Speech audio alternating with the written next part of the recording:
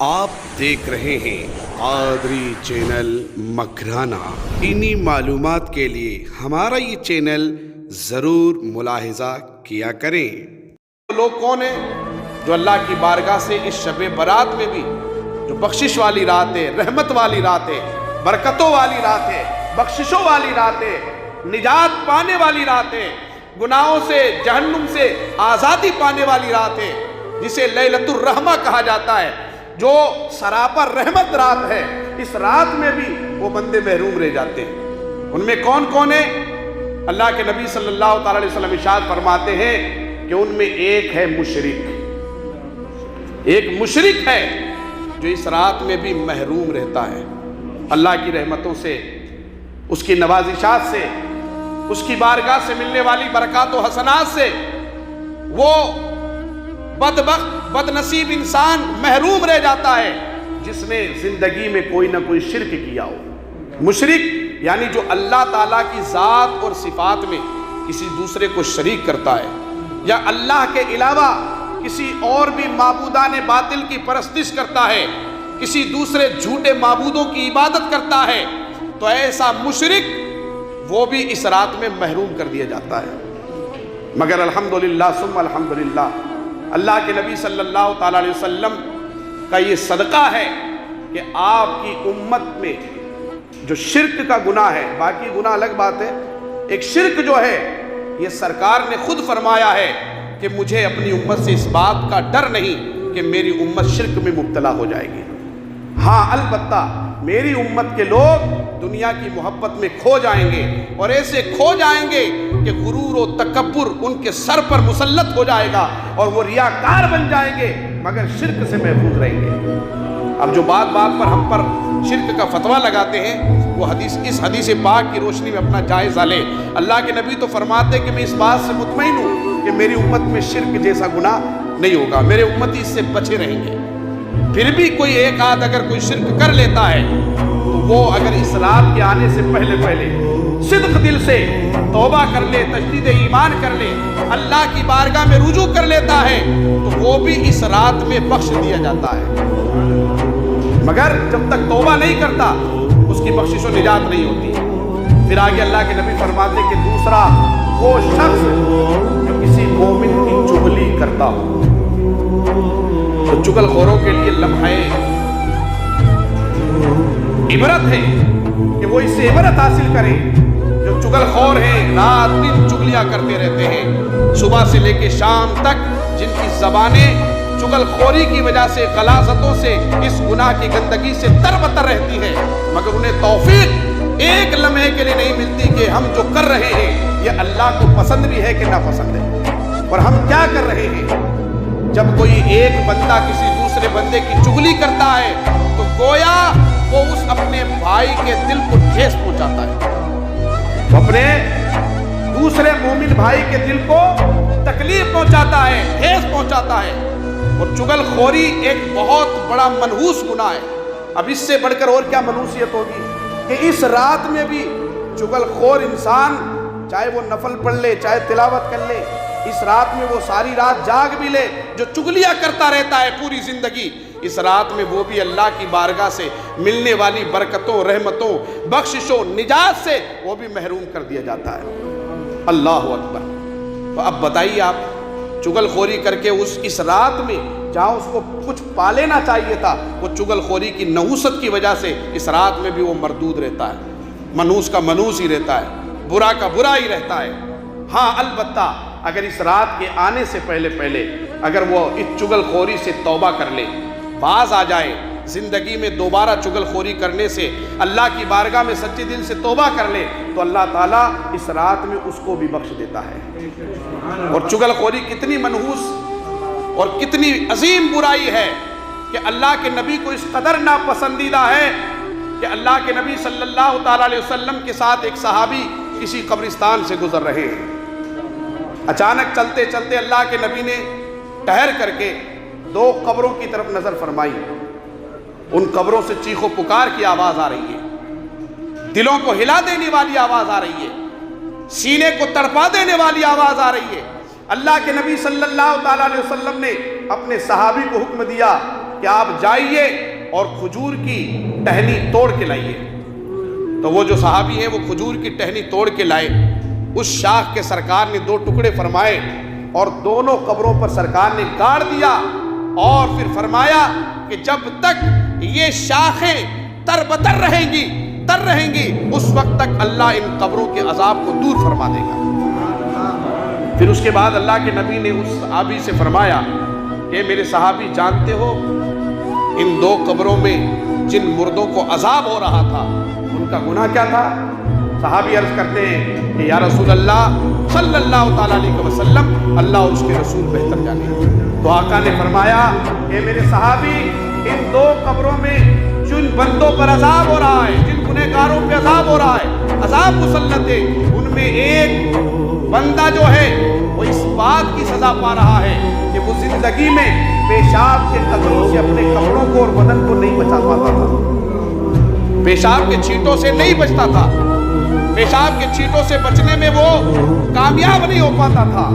اور دوسرا جو ہے جس دوسری قبر میں جس کو عذاب ہو رہا ہے، یہ وہ انسان ہے جو زندگی بھر اپنے بھائیوں کی چغلیاں کرتا رہتا تھا، اور اسی چغل خوری کی وجہ سے اور یہ پیشاب کے قطرے کپڑوں میں لگنے کی وجہ سے، یہ پیشاب سے نہ بچنے کی وجہ سے ان دونوں گنہگاروں کو بس انہی 2 گناہوں کی وجہ سے عذاب مرنے سے لے کے آج تک ہو رہا ہے۔ اب آپ اندازہ لگائیے کہ پیشاب کے چھینٹوں سے ہم کتنا بچتے ہیں اور چغل خوری سے ہم کتنا بچتے ہیں۔ شاید یہ دونوں گناہ ایسے ہیں جس سے بہت کم لوگ بچ پاتے ہیں، کیونکہ اکثر لوگ تو کھڑے کھڑے گدھوں اور کھچروں کی طرح مونتے ہیں، جہاں دیکھتے ہیں گلی میں، راستوں میں، کسی مکان کی دیوار کے قریب جہاں موقع مل جاتے وہیں شروع ہو جاتے ہیں اور کھڑے کھڑے گدھے اور جانوروں کی طرح پیشاب کرتے ہیں، جبکہ بیچارے بہت سارے لوگ تو وہاں لکھ بھی دیتے دیواروں پہ آنے جانے والوں کے لیے، تاکہ انہیں کسی طرح تھوڑی غیرت آئے، شرم آئے۔ دیواروں پہ لکھا رہتا ہے یہ دیکھو گدھا موت رہا ہے، یہ دیکھو کتا پیشاب کر رہا ہے، مگر پھر بھی وہ کتا اس سے زیادہ بہتر ہوتا ہے کہ جس کو تھوڑی بہت اللہ تعالیٰ نے اتنا شعور دیا ہے کہ وہ اتنی وفاداری نبھاتا ہے کہ جہاں اس کو کھانے کو ملتا وہیں جاتا ہے، جو اس کو ڈالنے والا نہیں ہے وہ وہاں غلطی سے ہی نہیں جاتا ہے، اتنی تو سمجھ اس میں بھی ہے۔ مگر یہ اس سے بھی گیا گزرا ہے کہ دیوار پہ لکھا ہوا رہتا ہے گدھا موت رہا ہے، پھر بھی یہ وہیں موتے گا، وہیں پیشاب کرے گا، اور کھڑا ہو کے موتتا ہے تو کھڑا ہو کر کے جو پیشاب کرتے ہیں شاید واید وہ پیشاب کے چھینٹوں سے بچ پائے، بچنے کا سوال ہی نہیں ہے، بچ ہی نہیں سکتے، کیونکہ بہت سارے قطرے اس کے کپڑوں پہ لگتے ہی ہیں۔ اور اللہ کے نبی نے فرمایا کہ اس کو مرنے سے لے کے اب تک جو عذاب ہو رہا تھا صرف اس وجہ سے ہو رہا تھا کہ یہ پیشاب کے چھینٹوں سے نہیں بچتا تھا، دوسرا کوئی اس کا ایسا گناہ نہیں تھا جس کی وجہ سے اسے عذاب ہو۔ اور دوسرا چغلی کرنے والا تھا۔ اب چغل خوری اتنی عام ہے کہ چند افراد کو چھوڑ کر اکثریت اس میں مبتلا ہے، اس گناہ میں اس قدر مبتلا ہے کہ جسے دیکھو مسند سے لے کر کے عوام تک، ممبر و محراب سے لے کر کے مدرسوں تک، چاہے مولوی ہو، حاجی صاحب ہو، نمازی صاحب ہو، غازی صاحب ہو، پاجی صاحب ہو، جتنے بھی صاحب ہیں، شاید و آیت ایسے لوگ بچے ہیں جو چغل خوری سے باز رہتے ہیں۔ چغل خوری اتنی عام ہوتی جا رہی ہے، اور اللہ کے نبی نے فرمایا کہ یہ بھی بہت بڑا منحوس گناہ ہے، اور سب سے بڑی نحوست یہ کہ شب برات میں بھی چغل خور محروم رہ جاتا ہے، اس کی برکتیں نہیں حاصل کر پاتا۔ چغل خوری اس قدر ناپسندیدہ ہے، جسے دیکھو وہ تھاری ماری میں لگا ہوا ہے، عورتوں کو دیکھو، مردوں کو دیکھو۔ اب تو یہ معاملہ ہو گیا کہ ایک تو دور ایسا تھا کہ جب صرف چغل خوری کی جہاں بات آتی عورتوں کا تصور دماغ میں آتا کہ یہ برائی تو صرف عورتوں میں، کہ تھاری ماری صرف عورتوں میں ہی ہوتی ہے، مگر آج کل کیا ہے، عورتوں سے 2 قدم آگے مرد نکل چکے ہیں اس کام میں۔ یہ تھاری ماری میں جو ہے عورتیں اگر 1% ہے تو مرد 2% ہے، اور اگر دیکھنا ہے نا تو کسی نہ کسی کی میت کے ٹائم کھلے کی فاتحہ میں یا رات والی جو بھتیجے کی فاتحہ ہے، اس فاتحہ کے موقع پہ آپ خود جائزہ کر لینا۔ میں تو برسوں سے جائزہ ہی کر رہا ہوں، میں تو ساری زندگی جائزہ کر رہا ہوں، اور میرا تو تجربہ ہے، میت میں لوگ بیٹھیں گے، 100 ہو، 50 ہو، 200 ہو، وہاں بیٹھ کر کے کلمات، ایصال ثواب کے لیے، مرحومین کے لیے دعا، درود پاک، یہ اب ایک دو تو کیا بتاؤں، مجھے تو سارے کے سارے وہاں چغل خوری کرتے ہوئے نظر آتے ہیں۔ جسے دیکھو وہ اس کی کر رہا ہے، کوئی کسی کی کر رہا ہے، یار اس کا وہ ہے نا آدمی ابھی بھوکا مر رہا ہے، وہ اتنا قرضدار ہو گیا ہے، اس کی بیوی ایسی ہے، اس کی بیٹی ایسی ہے، اس کا بیٹا ایسا ہے، وہ خود ایسا ہے ویسا، اس طرح کی چغل خوری بالکل عام ہے۔ شادیوں کا موقع ہو یا موت کا موقع ہو، کسی بھی موقع پر یہ جو بندہ ہے اپنے اس دھندے سے باز نہیں آتا۔ خدا را ہوش میں آؤ، اور شب برات آنے والی ہے، صرف 2 روز باقی ہیں۔ اگر اس رات کے آنے سے پہلے جس نے رجوع کر لیا، سچے دل سے توبہ کر لی، اب تک ہوا سو ہوا، اللہ کی بارگاہ میں سچے دل سے معافی مانگ لو۔ اس آنے والی رات سے پہلے جس رات میں اللہ تعالیٰ بخشش و نجات کا پروانہ عطا فرمائے گا اور جہنم سے آزادی کا پروانہ تمہیں دے دے گا، تو اس رات کے آنے سے پہلے اگر توبہ کر لو تو انشاءاللہ تعالیٰ اس رات میں تم بھی محروم نہیں رہو گے، بلکہ بامراد اور کامیاب انسانوں میں تمہارا شمار ہونے لگے گا۔ پھر آگے اللہ کے نبی فرماتے ہیں اس رات میں جو محروم رہنے والے، ان میں مشرک اور چغل خور کے علاوہ ایک ماں باپ کا نافرمان بھی ہے۔ ماں باپ کا نافرمان، جو ماں باپ کو گالیاں دینے والا، ماں باپ کی برائیاں دوسروں کے سامنے کرنے والا، ماں باپ کی غلطیاں اگرچہ واقعی غلطی ہو پھر بھی اولاد کو یہ اجازت نہیں ہے کہ وہ اپنے ماں باپ کی غلطیوں کو دوسروں کو سامنے بیان کرے، اور دوسروں کے سامنے بیان کرنے کی بات نہیں، اپنی زبان پر بھی اپنے ماں باپ کے بارے میں کوئی غلط جملہ استعمال نہ کرے۔ ایک صحابی سرکار کی بارگاہ میں حاضر ہوئے، جب اللہ کے نبی نے فرمایا میرے صحابہ اپنے والدین کے ساتھ حسن سلوک کرو، اچھا برتاؤ کرو، ان کے ساتھ بہتری کا برتاؤ کرو، تو صحابہ کرام میں ایک صحابی آگے بڑے، عرض کی یا رسول اللہ اگر کسی کے ماں باپ اولاد پہ ظلم کرے تو پھر اس اولاد کے اوپر کیا لازم ہے؟ وہ اپنے ماں باپ کی برائی کرے یا نہ کرے، کسی کو اس بارے میں بتائے نہ بتائے کہ ان کے ماں باپ ان پہ ظلم کرتے ہیں؟ تو اللہ کے نبی نے فرمایا ایک بار نہیں، 2 بار نہیں، ہزاروں اگر ظلم ماں باپ اپنی اولاد پہ کرے، ہزاروں ظلم کرے، پھر بھی اس اولاد کو حق نہیں ہے کہ وہ اپنے ماں باپ کی کسی طرح کی غلطیاں یا کوتاہیاں دوسروں کے سامنے بیان کرے۔ پھر بھی اس پر لازم ہے کہ وہ ہر حال میں، اگرچہ اس کے ماں باپ اس پہ ظلم کرے، اولاد پہ لازم ہے کہ وہ ہر حال میں اپنے ماں باپ کے ساتھ اچھا برتاؤ بھی کرے۔ مگر کئی ایسے لوگوں کو بھی میں نے دیکھا ہے، آئے بھی ہیں جو اپنے ماں باپ کی شکایت کرتے ہیں، ہمارا بھائی نہیں، بس ہمارا باپ کو پورو دھیان جو ہے بس ہمارا بھی بھائی پر ہی ہے، خالی پینے پینے دے رہے، یار لاگا وہی لاڈلو ہے، میں تو جانا اوپر سوال ٹپکیڑا۔ اور کوئی کہتا صرف خالی بیٹی نے بلا رہے، جوائی نے بلا رہے، مانا پوچھے ہی گولی، سننے ہی گولی، یان کو باقو، اس طریقے کی بہت ساری باتیں عوام میں رائج ہیں اور لوگ اس گناہ کا شکار ہیں۔ تو یاد رکھیں اس شب برات کی رات میں، جس میں اللہ بنو کلب کی بکریوں کے بالوں کے برابر جہنمیوں کو جہنم سے آزاد کرتا ہے، اس کے باوجود ماں باپ کا نافرمان اس رات میں بھی محروم رکھا جاتا ہے۔ اللہ کے نبی آگے فرماتے ہیں ان کے علاوہ جو کفر کرنے والا کافر ہے وہ بھی اس رات میں محروم رہتا ہے۔ تو ہمیں چاہیے کہ ہم کفر سے بھی محفوظ رہیں، اور انسان اب تو حال یہ ہے، خاص کر ہمارے نوجوان جنہیں ہوش بھی نہیں ہے کہ ایک دن میں پورے 24 گھنٹے میں نہ جانے کتنے وہ کفریات اپنی زبان پہ لاتے ہیں، انہیں اس بات کا کوئی بھی اندازہ نہیں ہے۔ خوب ساری کفریات وہ بولتے ہیں،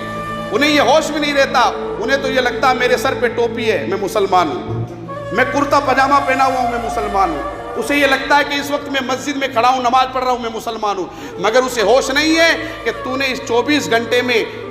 نہ جانے کس وقت کون سا کفر یا جملہ بولا ہے جس کی وجہ سے تو اسلام سے خارج ہو چکا ہے۔ جیسا کہ عام طور پہ آج کل جو گانے چل رہے ہیں، فلمی گانے جو ہیں، یہ کون نوجوان نہیں گاتا ہے؟ گاتا بھی ہے، سنتا بھی ہے، سناتا بھی ہے، اور ان کو سننے کے بعد مست بھی ہو جاتا ہے، ایسے لگتا ہے مست قلندر یہی ہے، جسے دیکھو ایئر فون کان میں ٹھوسے رہتا ہے، گاڑی پر ہے تو ایئر فون اندر ہے، گٹر میں ہے تو ایئر فون اندر ہے، بازار میں ہے تو ایئر فون اندر ہے، گھر میں ہے تو ایئر فون اندر ہے، دکان میں ہے، مکان میں ہے، میدان میں ہے، کسی استھان میں ہے، ہر جگہ جسے دیکھو ایئر فون یہاں گھسا ہوا رہتا ہے۔ پیچھے سے اگر کوئی ہارن بجائے تو سنائی نہیں دیتا، کوئی آواز دے تو پرواہ ہی نہیں، کیسے پرواہ ہوگی؟ وہ تو بالکل مست ہے گانوں میں، اور ان گانوں میں یہ حال ہے کہ ان گانوں میں ہزاروں کفریات ہیں، ایسے ایسے کفریات سے بھرے ہوئے گانے وہ نوجوان سن رہے ہیں، سنا بھی رہے ہیں۔ اور اب تو اتنی بڑی تکلیف ہوتی ہے کہ کبھی کبھی تو ایسا کرتا ہے کہ اب فون جو ہے، اس فون کے ذریعے کسی کو فون کرنا ہی بند کر دیا جائے، اور جو لوگ گانے کو ناپسند فرماتے ہیں، نیکوکار ہوتے ہیں، ان کے لیے تو بڑی مشکل کھڑی ہو گئی۔ کسی کو بھی فون لگاؤ आम तो आम, गुठलियों के दाम। यानी सिर्फ आम नहीं रहे बल्कि हाजी साहब को फ़ोन लगाओ तो जैसे ही फ़ोन की घंटी नहीं बजती है बल्कि सीधा गाना सुनाई देता है। अब उस वक्त ये हालत होती है कि उस फ़ोन को दूर करना पड़ता है। फ़ोन तो हमने लगा दिया, अब गाना बज रहा है, हमें गाना पसंद नहीं है, तो इसलिए फ़ोन को जब दूर कर लेते हैं, अब वो हाजी साहब फ़ोन उठा भी लेते हैं, वो हलो हलो हलो हलो करते हैं, फिर वापस वो काट भी देते हैं, तब हमें पता चलता है कि अभी तक उठाया ही नहीं फ़ोन। जबकि हाजी साहब ने उठा भी लिया था, काट भी दिया है, फिर वो वापस उधर से फ़ोन आता है, फिर बात होती है क्या हुआ हजरत आपने फ़ोन किया था, आपने फिर वापस जवाब नहीं दिया, मैं इधर से हलो हलो कर रहा हूँ। तब हमें कैसे पता चले? तुमने पहले से गाना ऐसा सुना दिया कि उस फ़ोन से ही नफरत होने लगी। तो खुदा के वास्ते गुनाह जिस तरह खुद आदमी करे गुनहगार होता है, इसी तरह गुनाहों के कामों की दूसरों को तरगीब देना या गुनाह के कामों को दूसरों को सुनाना तो वो भी एक गुनाह है, दूसरों को गुनहगार बनाना भी है। बचने वाला तो किसी तरीके से जिसको तौफीक मिलती है बच लेता है, वरना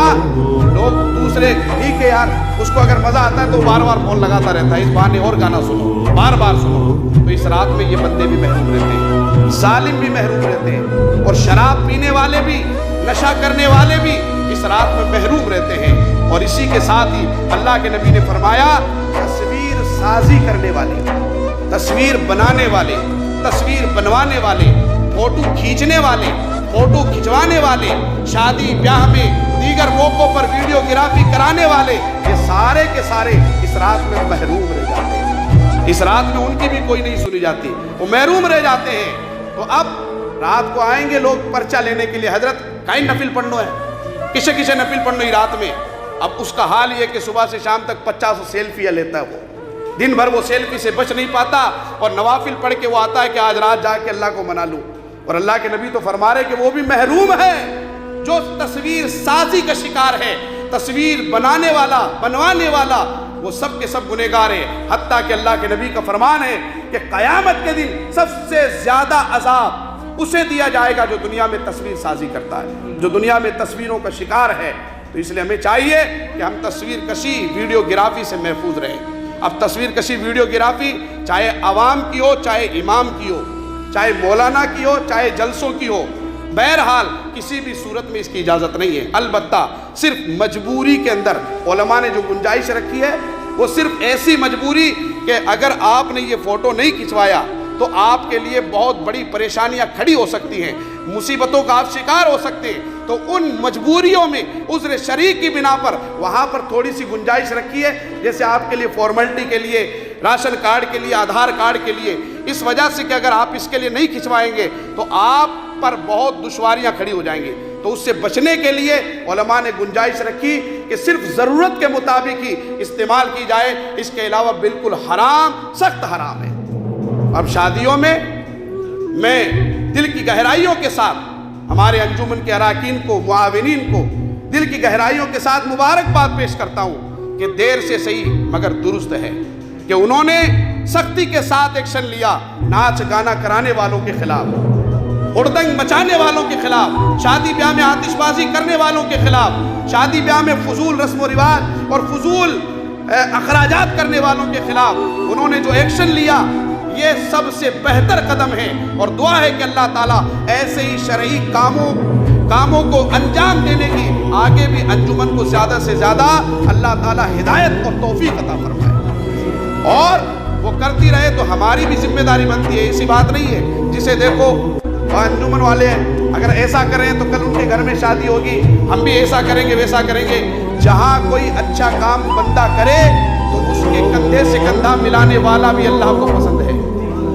तो अच्छे काम की ताईद हमें करनी चाहिए, अच्छे कामों में सहयोग करना चाहिए, अच्छे कामों में शरीक होना चाहिए, तो इससे दूसरों का हौसला बुलंद होता है। तो इस तरीके से हमें चाहिए कि इस अच्छे काम में अंजुमन में हम भी अपना साथ दिखाएं। मगर लोग नहीं मानते, उल्टा ये करते हैं कि अगर जिसके खिलाफ अगर अंजुमन ने या इमामों ने या और भी किसी उलमा ने अगर एक्शन लिया कि ये गलत काम आदमी कर रहा है, इसके कोई ना जाए, तो फिर बजाय उसका बाइकाट करने के, खुद सारे जो शहर वाले हैं वो वहाँ मंगते और फकीरों की तरह बिना दावत भी चले जाएंगे। जिनकी दावत है वो तो जाती है, बिना दावत वाले भी पहुँच जाते हैं। इनको तो खाली कोरमा और शोरमा नजर आना चाहिए। ये कौम इतनी भूखी है, قورمہ شورمہ جہاں پکے، دعوت آئی نہ آئی، کارڈ پہنچا نہیں پہنچا، بس کھانے سے خالی مست ہے۔ اور اسی وجہ سے ان کا حال یہ کہ کوئی بھی بہروپیہ جس کے خود کا اپنا وجود باقی نہیں ہے، وہ دو بوٹی کھلا کر کے ان کا ایمان بھی خرید رہا ہے، ضمیر بھی خرید رہا ہے۔ اللہ تعالیٰ ایسوں سے محفوظ رکھے۔ ایمان سب سے بڑی دولت ہے۔ آپ کا ضمیر زندہ ہے تو آپ زندہ ہیں، آپ زندہ ہیں تو آپ کا وجود باقی ہے، اور آپ کا وجود باقی ہے تو یہ اللہ کی سب سے بڑی توفیق ہے، سب سے بڑا کرم ہے۔ آپ اس کے کرم کے سائے میں ہیں، ورنہ پھر آپ اس کے کرم سے، اس کی رحمت سے آپ محروم قرار دیے جائیں گے۔ تو یہ رات آ رہی ہے،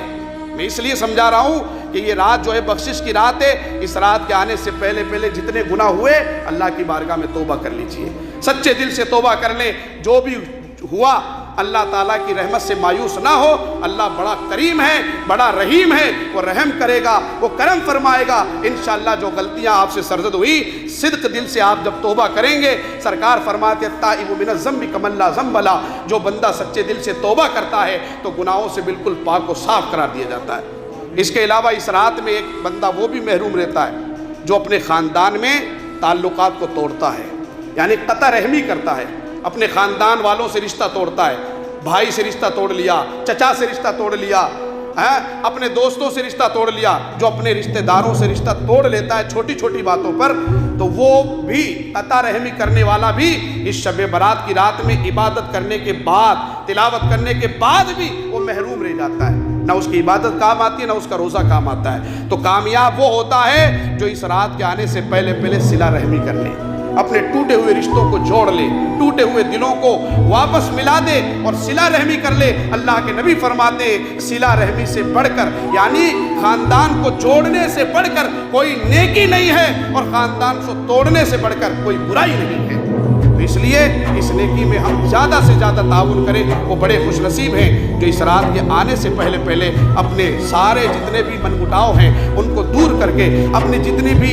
غلطیاں کوتاہیاں ہیں ان سے معافی مانگ کر کے، اپنا گلا شکوہ دور کر کے، اپنے رشتوں میں جو کھٹاس ہے اس کڑواہٹ کو دور کر کے وہ اپنے رشتوں میں پھر سے مٹھاس پیدا کر لیتے ہیں، ان میں صلح کر لیتے ہیں، اور پھر اللہ کی رحمت ان پر بھاد و ساون کی طرف برسنے لگتی ہے۔ اللہ تعالی ہمیں عمل خیر کی توفیق رفیق عطا فرمائے، اور آنے والی شب برات ہم سب کے لیے مبارک فرمائے، اور ہمیں اس بات کی توفیق عطا فرمائے کہ شب برات میں ہم اپنے گناہوں سے سچے دل سے توبہ کریں، آئندہ نیکیوں کا جذبہ اپنے اندر بیدار کریں۔ وآخر دعوانا الحمدللہ رب العالمین۔ السلام علیکم ورحمۃ اللہ تعالی وبرکاتہ۔